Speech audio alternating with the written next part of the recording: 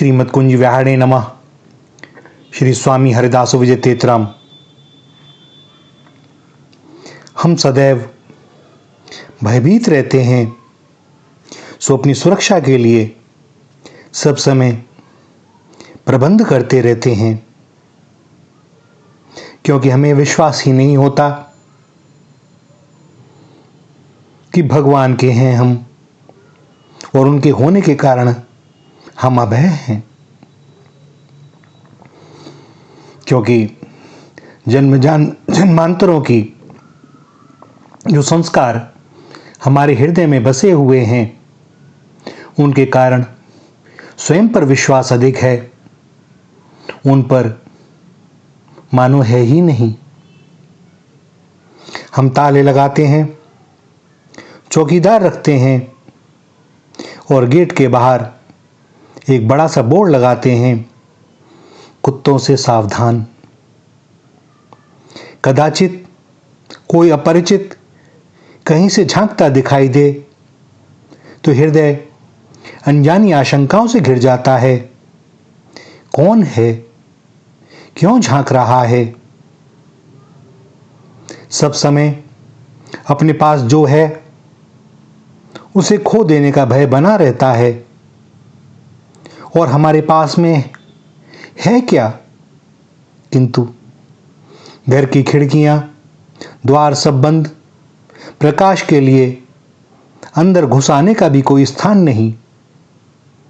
हमें कृत्रिम प्रकाश में ही आनंद आता है, और जहां न सहजता से कोई आ सके न जा सके, वहां कोई संग कैसे हो?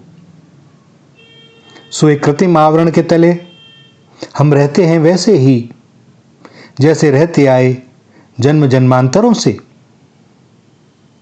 कभी देखना किसी संत की कुटिया को, आश्चर्य में पड़ जाओगे।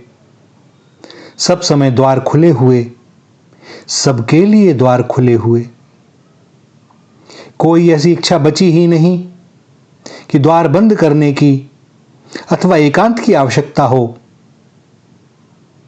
खुली हुई जीवनचर्या सबके सामने, चारों ओर प्रकाश ही प्रकाश, और गए तो उस प्रकाश को अपने ऊपर पड़ने से रोक न सकोगे।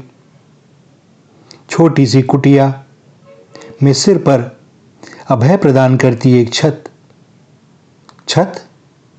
नहीं, यह तो उन्हीं करुणामयी का वरद हस्त है। यहां कोई आओ, कितने ही आओ, सबके लिए प्रसाद की व्यवस्था। यह कैसे संभव? भैया, उन लाडली लाल के लिए असंभव क्या? द्रौपदी का अक्षय पात्र केवल कपोल कल्पना नहीं है, और यहां जब तक वह संत स्वयं ही प्रसाद न पाले, कोई शुद्धित ना रह सकेगा। सो वे पाते हैं प्रसाद मध्याह्न में, सबको प्रसाद पवाने के उपरांत, और फिर भी कुछ बचा रहता है। अकस्मात कोई आगंतुक आ जाए तो उसके लिए भी यहां अंधेरों के लिए कोई स्थान नहीं।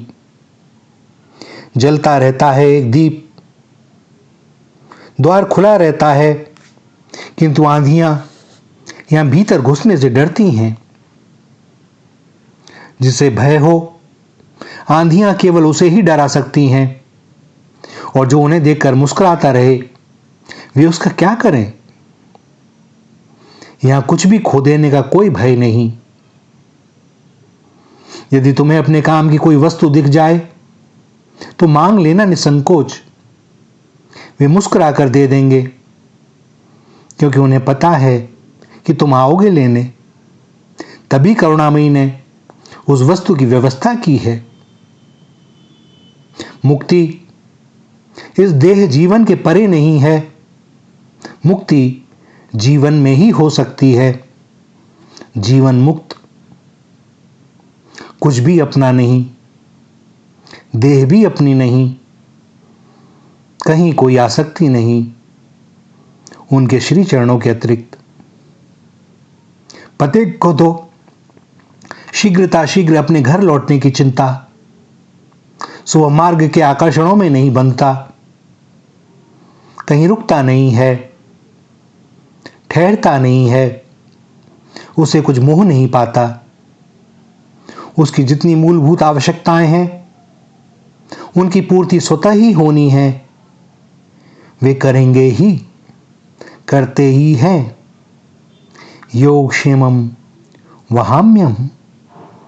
सो भैया, काहू केवल भजन है, काहू के आचार, व्यास भरोसे कुंवरी के, सोवत पांव पसार। बस एक उनके श्री चरणों का आश्रय ले लिया, अब और क्या पाना शेष रहा। बस अब जो भी है वे ही करते हैं। पूर्व में भी वे ही करते थे, किंतु हमें भ्रम रहता है कि हम भी करता है। कुछ लोग कहते हैं ना, भोजन तुम्हारे सामने रखा है, यदि तुम अपने हाथ पैर ना चलाओगे तो क्या मुंह में चला जाएगा।